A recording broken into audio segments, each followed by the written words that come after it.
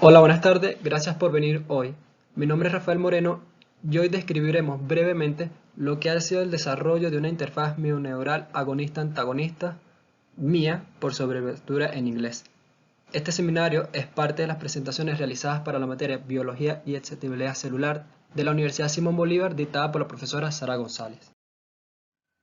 El objetivo de esta investigación consiste en hacer la revisión de 3 artículos científicos, entre los cuales están sobre el control protésico, una interfaz mioneural regenerativa agonista-antagonista, publicada en el 2017, la amputación de Edwin, la primera implementación humana de la interfaz mioneural agonista-antagonista, publicada en el 2018, y propiocepción de una prótesis de extremidad inferior controlada neuronalmente, publicada en el 2018.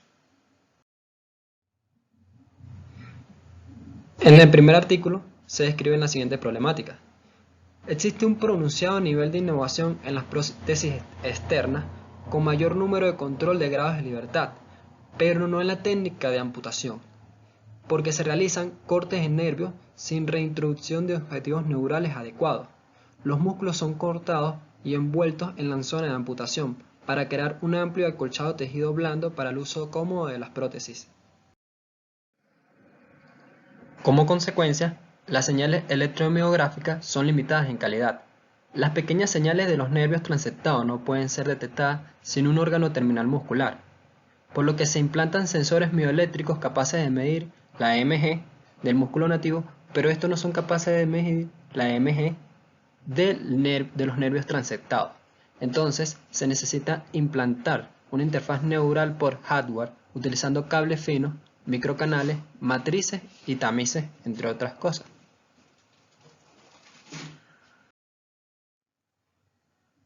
Como consecuencia, esto puede generar un riesgo neuroinflamatorio como respuesta a un agente externo en el cuerpo.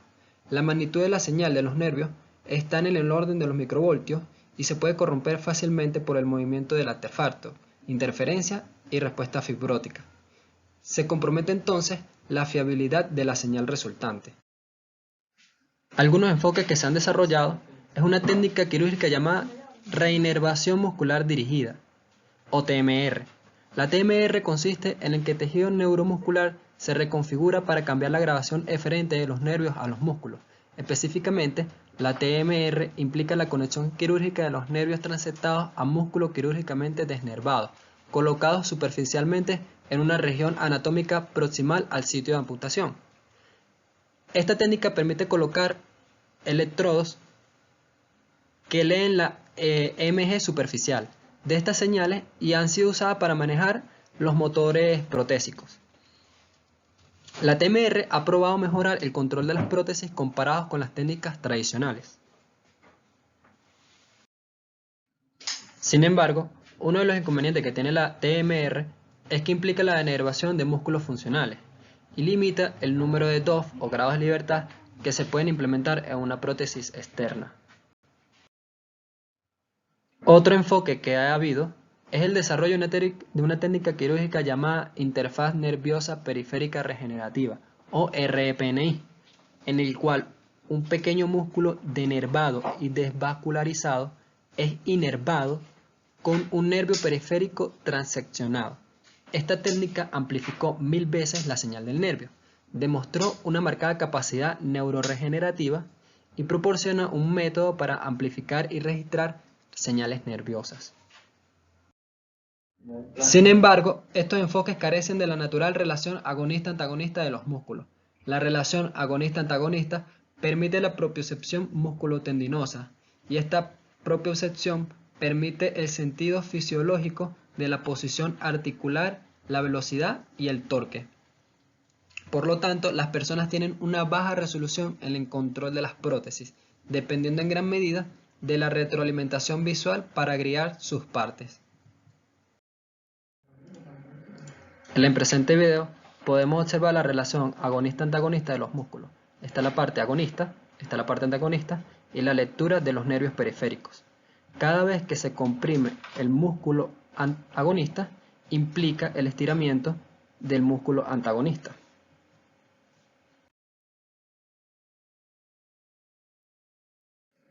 Entonces, la propuesta del estudio es realizar una interfaz mioneural agonista-antagonista en el que consiste en la unión de dos injertos musculares cada vez que se haga una amputación.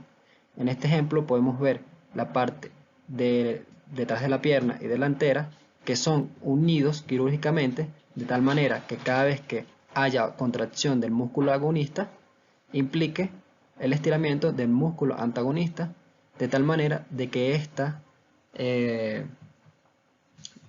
función se mantenga. Como resultado, se aisló correctamente la respuesta agonista-antagonista.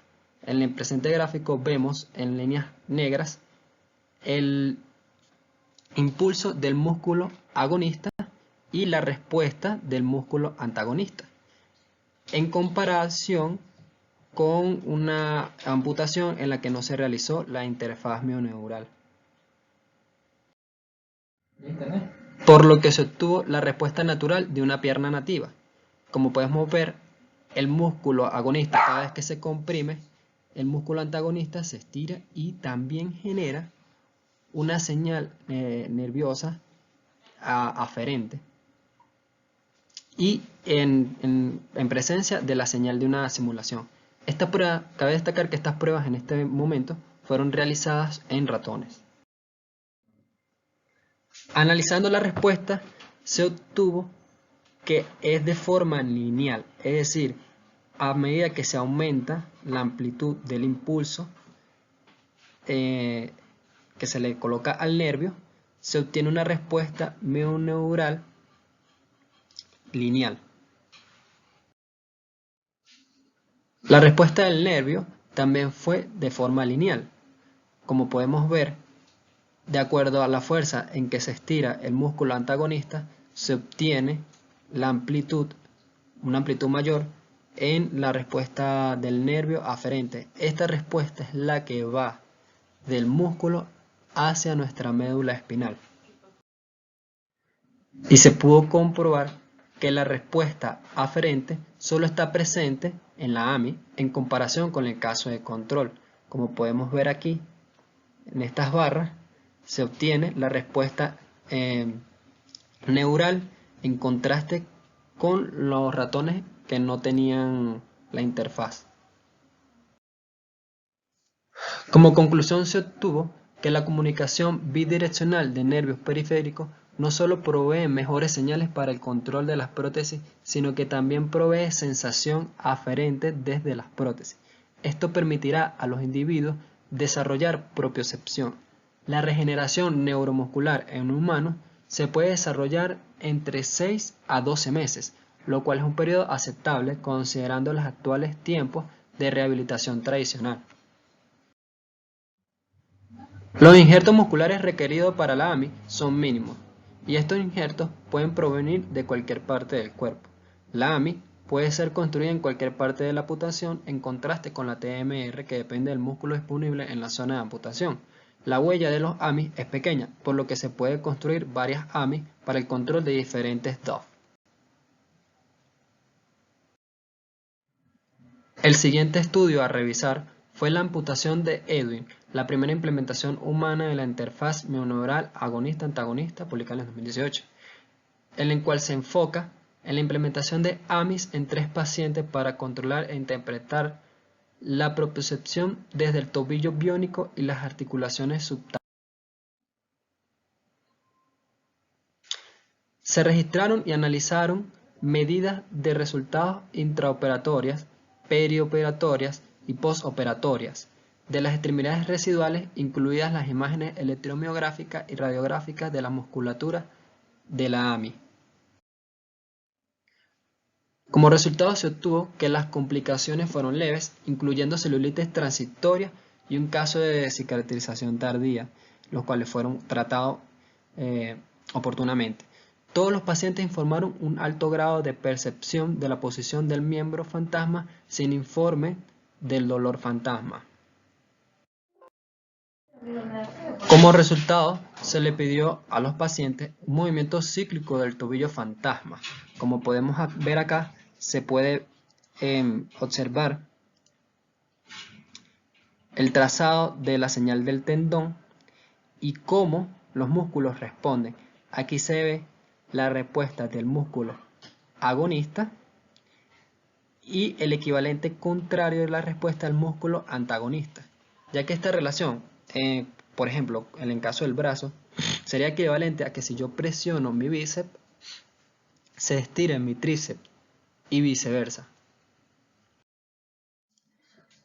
Acá podemos ver la amplitud de la MG durante el movimiento volitivo de la extremidad fantasma. En la amputación tradicional, en cada movimiento se observa la activación de músculos indiscriminadamente, mientras que en la amputación se puede observar un mejor control de los músculos que están involucrados en el movimiento.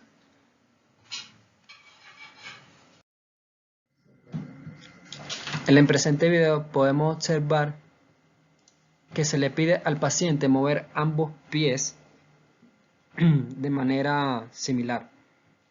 Y entonces podemos ver la lectura de las 4 señales que son particulares e independientes. Y estas 4 señales conservan la relación agonista-antagonista nativa de los músculos.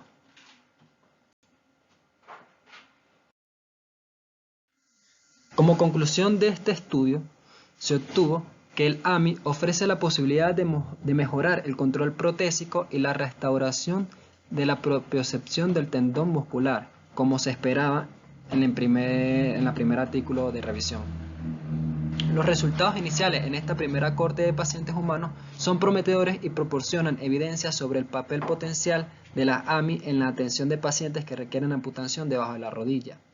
Una anécdota interesante de este estudio es que uno de los pacientes presentaba una deformación congénita en sus pies y luego de que se le realizó la amputación y se le colocó la interfaz, este paciente describió percibir sensaciones completas sobre su tobillo que nunca había tenido. Por último, en el artículo sobre la propiocepción de una prótesis de extremidad inferior controlada neuronalmente, su enfoque es la implementación de la prótesis externa avanzada a pacientes con AMI.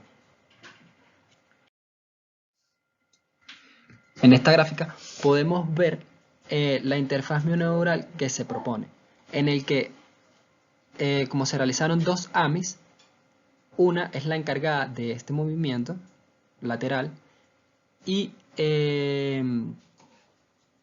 la otra AMI es encargada de este movimiento del pie. Acá podemos ver 2 mediciones que se realizaron, en el que se le pidió al paciente realizar estos movimientos y se midió la respuesta electromiográfica y la compresión de la piel, de los músculos, y se obtuvo que ambas señales fueron equivalentes, incluso tienen una equivalencia de 0.96. En el siguiente esquema se muestra cómo el sujeto activa el músculo AMI asociado con el movimiento previsto, en el cual el cerebro envía una señal eferente al músculo agonista para que se contraiga y el músculo antagonista envía una señal aferente hacia la médula espinal en el que interpreta el movimiento del pie y el usuario siente como si la prótesis fuese su propio pie. Resultado. Como podemos ver, en los mapas de rendimiento promedio para tareas de control volitivo está la métrica de no idealidad de la trayectoria, lo cual indica la distancia en el espacio angular atravesado por las articulaciones protésicas durante el movimiento inicial de la prótesis desde el ángulo de descanso hacia el ángulo de objetivo, en contraste a la distancia ideal desde el ángulo de descanso al centro del cuadro objetivo. Un mejor rendimiento de esta métrica se indica mediante una puntuación baja, y como podemos ver, el sujeto con la AMI implementada, sus resultados fueron grises, es decir, un puntaje menor en contraste con el grupo que tienen la amputación tradicional. El tiempo en el objetivo indica la capacidad de sostener la prótesis en la ventana objetivo y se informa como el tiempo total durante el cual se mantiene la prótesis en retención durante 3 segundos. Un mejor rendimiento de esta métrica se indica con un puntaje alto. Entonces, como podemos ver aquí, los usuarios mantuvieron más tiempo la prótesis en el lugar indicado, en contraste con los usuarios que tienen amputaciones tradicionales. Mantener la prótesis en el lugar indicado variaba mucho. Y luego tenemos el movimiento perdido total, que proporciona información sobre la estabilidad y eficiencia del movimiento articular y la rigidez en todas las partes activas de la prueba. Esto indica qué tan fina es la trayectoria y qué movimientos se pierden menos. Entonces, una mejora en esta métrica, o sea, lo que indica mejora en esta métrica es una baja puntuación. Y como podemos ver aquí, estos pacientes obtuvieron resultados bajos en contraste con el grupo T. Las trazas de muestras representativas resaltan cualitativamente la estabilidad mejorada y la eficiencia de la trayectoria del sujeto A en comparación con los sujetos del grupo T durante estos experimentos de control volitivo. Esta tendencia también fueron evidentes en tareas relacionadas con la marcha que requieren control volitivo. Entonces, como podemos ver en estas gráficas, se observa un mejor seguimiento de la señal ideal. La señal ideal se indica en esta línea negra y este fue el resultado del paciente. Entonces, como podemos ver, el paciente sigue el patrón de mejor manera comparados con los del grupo T, en el que no la sigue de forma ideal, sino que varía mucho. Sobre todo en esta parte vemos cómo no tiene un buen control del ángulo. Como se puede observar en el experimento, los pacientes que tienen la AMI implementada realizan movimientos finos y equivalentes a su pie nativo. En contraste con los pacientes que no tienen la AMI implementada, aquí se puede ver que no puede realizar movimientos finos y controlados. Esto es debido a que él como no posee la interfaz agonista-antagonista, las señales generadas por su músculo no pueden ser implementados para controlar los motores de las prótesis.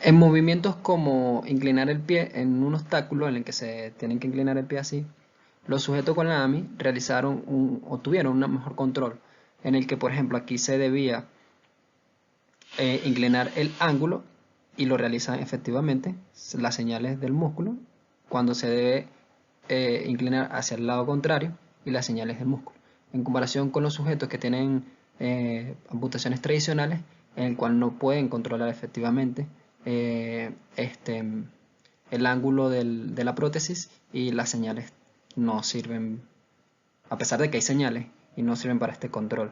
Igual sucede aquí. Lo mismo ocurre en tareas como subir una escalera, en el cual el movimiento que se debe realizar es subir o bajar el pie. Los sujetos con la AMI obtuvieron un mejor control con sus señales mioeléctricas y los sujetos, y bajando la escalera también, en contraste con los sujetos que no tienen la AMI implementada.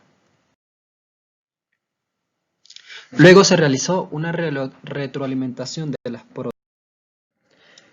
El esquema de la arquitectura de control de prótesis en bucle en la cual se realiza la retroalimentación es similar al explicado anteriormente. La diferencia es que el paciente es vendado para que no pueda utilizar otro sentido, como la vista, Entonces, se le realiza una estimulación en el músculo antagonista como si estuviese moviendo el pie hacia abajo. Además, la prótesis fue retirada, solo se le dejó conectados los sensores y el estimulador, pues la señal eléctrica que le envía la señal equivalente a haber bajado el pie. Estos pacientes demostraron percibir el movimiento equivalente de la prótesis como si las estuvieran conectadas. Y de acuerdo a la magnitud de la corriente fue ese torque percibido.